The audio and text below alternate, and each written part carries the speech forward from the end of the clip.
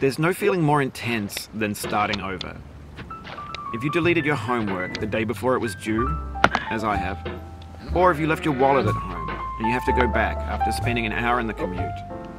If you won some money at the casino and then put all your winnings on red but it came up black. If you got your best shirt dry cleaned before a wedding and then immediately dropped food on it. If you won an argument with a friend and then later discovered that they just returned to their original view. Starting over is harder than starting up. If you're not ready for that, like if you've already had a bad day, then what you're about to go through might be too much. Feel free to go away and come back. I'll be here. Alright, thanks for coming with me on this trip. I'll understand if you have to take a break at any point. Just find a safe place to stop and quit the game. And don't worry, I'll save your progress, always, even your mistakes. This game is a homage to a free game that came out in 2002, titled Sexy Hiking. The author of that game was Jazuo, a mysterious Czech designer who was known at the time as the father of B games. And B games are rough assemblages of found objects. Designers slap them together very quickly and freely, and they're often too rough and unfriendly to gain much of a following. They're built more for the joy of building them than as polished products.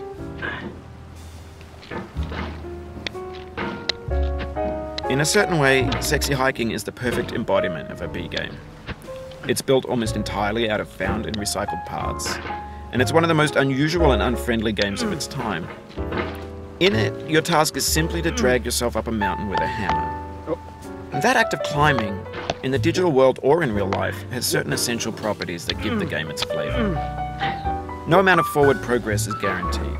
Some cliffs are too sheer or too slippery. And the player is constantly, unremittingly in danger of falling and losing everything.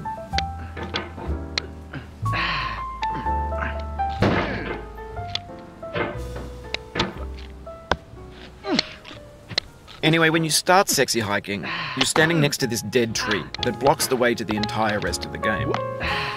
It might take you an hour to get over that tree, and a lot of people never got past it. You prod and you poke at it, exploring the limits of your reach and your strength, trying to find a way up and over. And there's a sense of truth in that lack of compromise.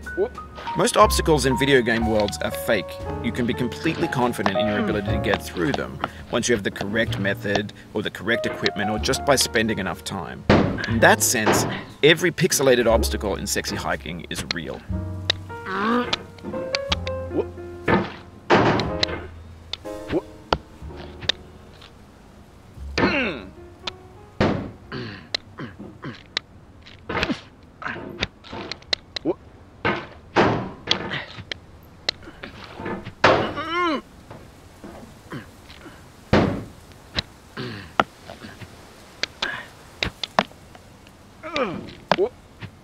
Oh, you just lost a lot of progress.